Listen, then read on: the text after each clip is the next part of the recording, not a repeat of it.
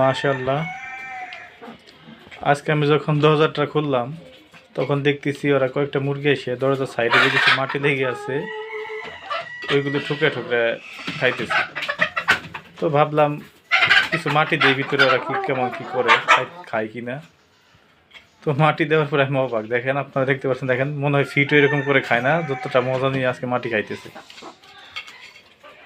তো ওরা যে এইভাবে মাটি খাবে এটা আমি কখনো ভাবি নাই, হয়তো বা দু এক ঠুকুর খাবে ভাবছিলাম। যাই হোক মাশাআল্লাহ, এখন থেকে ভাবতেছি নিয়মিত কয়েকদিন পর পর মাটি দিব। এমনি তো গ্রিট খাওয়াই, কিন্তু গ্রিট খাওয়াইলে ওরা অতটা খায় না। দেখা যায় কয়েকদিন পর পর যদি গ্রিটগুলো দেই তাহলে এগুলো ভালোভাবে খায়। তো যাই হোক মাটিটা হয়তো অনেকদিন পরে ওরা পেলো, কারণ নিচে তো ফ্লোর করা, তার জন্য মাটি এখানে পাওয়া যায় না, তাহলে ওরা তো বন্দি অবস্থায় রাখা হয়। তো দেখি ইনশাল্লাহ নিয়মিত মাটি দিব, দেখি কয়দিন ওরা এইভাবে খায়। সবাই ভালো থাকবেন, আল্লাহ হাফেজ। অবশ্যই কমেন্টে জানাবেন মুরগিগুলো আপনাদের কেমন লাগলো।